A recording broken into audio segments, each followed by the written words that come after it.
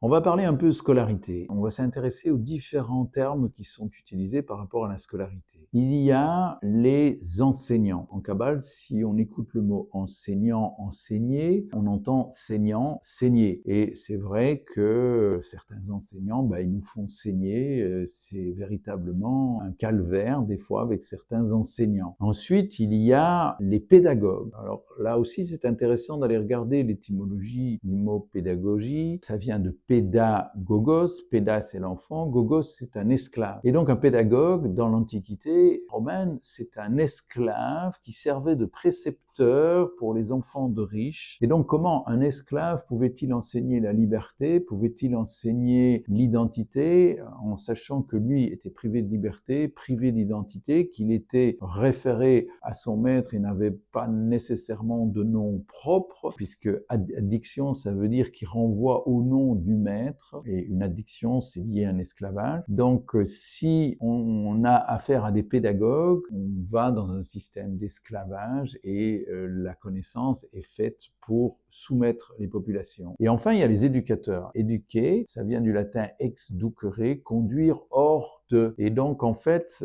un éducateur, c'est quelqu'un qui est censé révéler toute la richesse qui est à l'intérieur de l'enfant. Si on a la chance de tomber sur quelqu'un qui va nous éduquer, qui va nous écouter dans ce qu'on a de plus profond et nous accompagner pour le manifester à l'extérieur, plutôt que de suivre des programmes qui ont été dictés comme dans une dictature par un pouvoir qui croit avoir la science infuse, eh bien, on va pouvoir donner goût à l'étude, on va pouvoir donner goût à la scolarité et contribuer à œuvrer sur la guérison de toutes ces dépressions infantiles liées à la scolarité qui est souvent synonyme de torture parce que les classes sont surpeuplées, les personnes qui sont censées éduquer doivent enseigner, doivent suivre des pédagogues qui ne sont plus nécessairement dans le terrain ou qui n'ont pas toujours cette sensibilité et cette possibilité d'entrevoir que chaque enfant est unique et qu'il faut sortir en fait l'unique de chacun.